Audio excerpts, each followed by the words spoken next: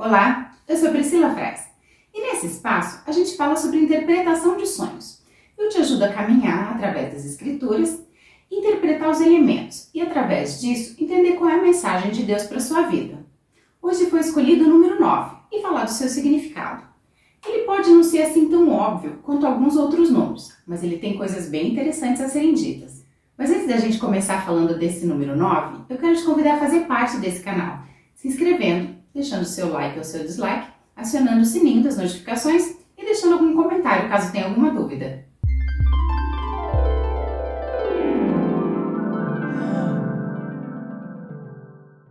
Quando se trata do número 9, o 9 vai falar da manifestação do Espírito de Deus em nós, dessa transformação, desse caminho. Ele vai falar de algo que está completo, que foi consumado. Mas como é que isso funciona nas Escrituras? Principalmente através dos dons do Espírito e dos frutos do Espírito. Em 1 Coríntios 12, do 7 ao 11, são citados os 9 dons do Espírito Santo. São eles: palavra de sabedoria, palavra de conhecimento, fé, dons de curar, operar milagres, profecia, discernimento de espíritos, variedade de línguas e interpretação de línguas. Eu quero apontar aqui que quando a gente está falando de interpretação de sonhos, é bem interessante que a gente tenha, por exemplo, palavra de sabedoria, palavra de conhecimento e discernimento de espíritos. Isso por quê? Porque isso vai agregar conhecimento e agregar amor à forma da gente falar. Quando a gente tem o dom e a gente sabe interpretar o sonho e vai ajudar alguma pessoa, é muito importante que a gente use as características de Jesus na hora de passar essa mensagem. Porque pense comigo, Jesus quando ele ia falar com alguém, com um pecador, quando em casos de sonho que estão apontando para que a pessoa esteja falando alguma coisa errada ou fazendo alguma coisa errada, veja que Jesus nunca chegava para o pecador apontando: você errou, você vai para o inferno, o que você está fazendo está errado. Não, o objetivo de Deus em nos dar sonho é nos alertar, nos direcionar e nos fazer voltar para o caminho certo. Então é importante que você tenha esses dons para que no momento que você for ajudar alguém interpretando sonhos, você haja no mesmo espírito de Jesus, que é com amor, e não apontando o erro e não condenando a pessoa. Porque Deus quer que a gente volte pelo caminho para encontrar com Ele, e não que a gente se separe dele de uma vez, não é mesmo? Outra forma da gente ver a manifestação do Espírito de Deus em nós é através dos frutos do Espírito. E são eles: amor, alegria, paz, paciência, benignidade, bondade, fidelidade, mansidão e domínio próprio.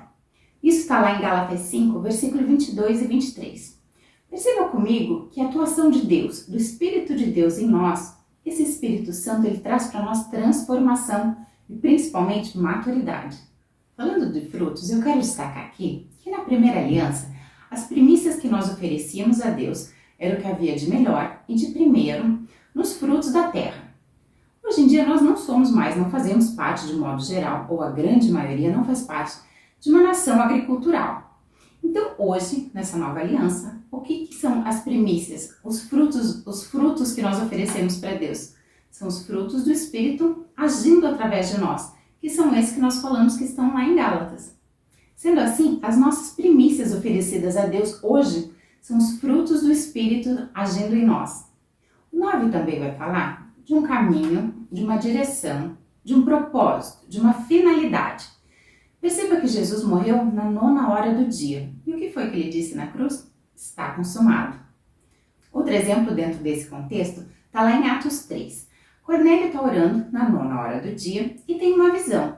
Nessa visão ele é direcionado, ele recebe um caminho que ele deveria buscar Pedro e Pedro teria respostas para mostrá-lo, para encaminhá-lo até o Messias. Outra possibilidade de interpretação do número 9 está em Atos 3, versículo 1. Certa ocasião, Pedro e João estavam subindo ao templo na hora da oração, isto é, a 9ª hora do dia. Então, a 9ª hora do dia também vai apontar para a oração. Dentro da cultura judaica, e isso a gente vê através dos discípulos, e a gente vê através de Jesus muitas vezes ir ao templo, e através do exemplo de Cornélio que eu citei agora mesmo, na 9ª hora era o horário da oração. Então, se você tiver um relógio mostrando o número 9 em sonho, é bem possível que Deus esteja te chamando para intimidade, o que é algo maravilhoso, porque quando Deus está te chamando para intimidade, ou seja, para fazer parte da vida dele, para gastar tempo com ele, isso quer dizer que Deus tem grandes coisas para te revelar. Não perca essa oportunidade. Outra característica do número 9 é expressar julgamento de Deus. Isso pode ser do lado positivo ou do lado negativo. Do lado positivo, eu quero apontar Mateus 5, a partir do versículo 3. Ali tem 9 bem-aventuranças e o reflexo delas na nossa vida. Os pobres de espírito receberão o reino de Deus. Os que choram, consolo. Os humildes herdarão a terra. Fome ou sede de justiça, recebem fartura. Misericordiosos obterão misericórdia. Limpos de coração, verão a Deus. Pacificadores serão chamados filhos de Deus. Os que sofrem perseguições pela justiça, receberão o reino de Deus. E os que recebem insultos e perseguições, a sua recompensa será no céu. Então aqui está falando de 9 bem-aventuranças e atitude, ou seja, a consequência. Os nossos atos são julgados por Deus e eles têm uma consequência. E aqui está descrevendo as consequências do lado positivo. Já do lado negativo, eu quero que você venha comigo em Ageu, capítulo 1. Aqui nesse capítulo vai ser descrito por Deus 9 exemplos do julgamento de Deus, ou seja, aquilo que aconteceu como consequência das atitudes erradas de um povo. Então, semearam milho, colheram pouco. Comeram, não ficaram satisfeitos. Beberam, mas não mataram a sede. Vestiram-se, não se aqueceram, nem ficaram confortáveis. O salário caiu em uma bolsa sem fundos, e o resto Deus dissipou com um sopro. Esperavam muito, receberam pouco. O céu reteve o orvalho, e como consequência, os frutos cessaram. Deus provocou seca para afetar a produção da terra, e o trabalho das mãos do povo foi prejudicado. Então, para os que estão corretos diante de Deus, o julgamento tem uma consequência positiva, e para aqueles que estão agindo errado, uma consequência negativa. Mas eu quero alertar aqui que sonhos de julgamento, onde Deus está dando uma sentença, eles são muito raros. Isso porque Deus é longânimo. Então, se Ele te der um sonho com uma sentença de julgamento, isso significa que Ele já tentou te chamar a atenção, que Ele já te procurou, que Ele já te avisou, que Ele falou contigo muitas vezes e não teve jeito. Então, por isso é muito raro que você venha ter um sonho com julgamento. Mas se você tiver, isso quer dizer que Deus está tentando falar contigo há muito tempo e você não tem dado ouvidos. Você se lembra da passagem onde Jesus curou 10 leprosos? E dos 10, apenas um voltou para agradecer? Vem comigo para Lucas 17, a partir do versículo 17. Fala assim: Então Jesus questionou, não foram purificados todos os 10? Onde se encontram os outros 9? Não se achou nenhum outro que voltasse a render glória a Deus, a não ser este estrangeiro? Então Jesus declarou-lhe, levanta-te e vai, a tua fé te salvou. Então um outro significado negativo do número 9 quer dizer ingratidão. Vamos então para o resumo para a gente fixar os significados do número 9? Ele vai falar da ação do Espírito de Deus em nós.